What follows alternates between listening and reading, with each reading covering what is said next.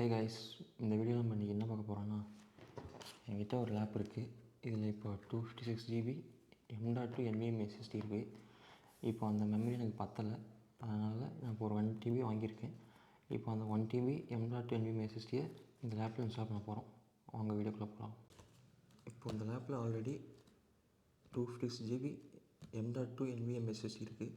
இப்போது அதை ரிமூவ் பண்ணிவிட்டு 1 TB M.2 NVMe SSD install பண்ண போகிறோம். வாங்க ஸ்டார்ட் பண்ணலாம். ஃபஸ்ட்டு ஸ்க்ரூஸை ரிமூவ் பண்ணிக்கலாம்.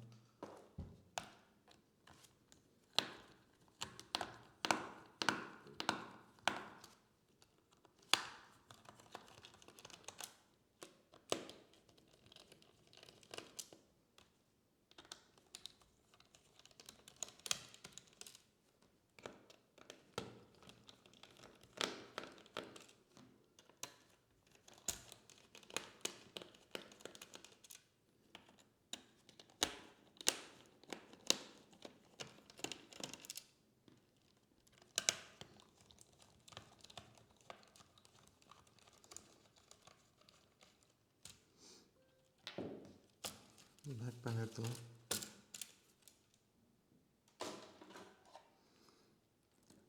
இதை நோட் பண்ணிக்கோங்க. இப்போ போர்டில் எந்த விஷயம் என்ன பண்ணாலும் ஃபஸ்ட்டு பேட்ரி ரிமூவ் பண்ணிக்கோங்க.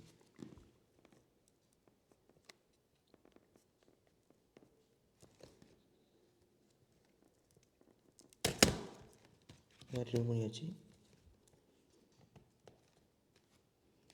நெக்ஸ்ட்டு SSD ரிமூவ் பண்ணிக்கலாம்.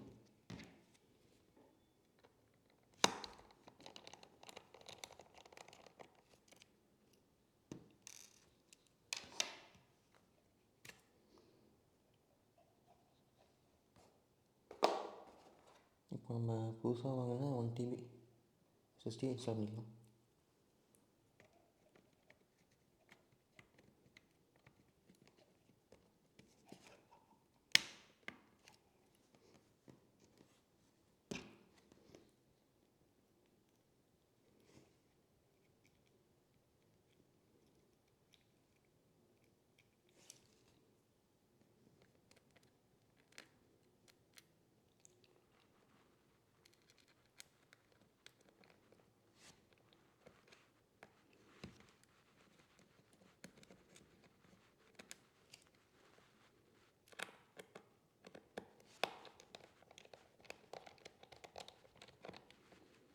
SSD இன்ஸ்டால் பண்ணியாச்சு. இப்போ பேட்டரியை திருப்பி ரீகனெக்ட் பண்ணிக்கலாம்.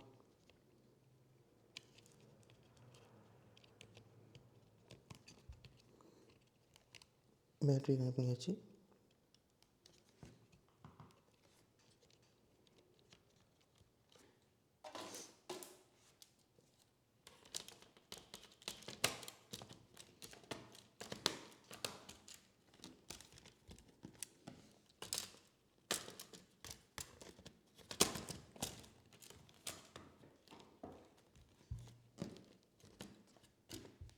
இப்போ ஸ்க்ரூ செட்டை அட்டாச் பண்ணிக்கலாம்.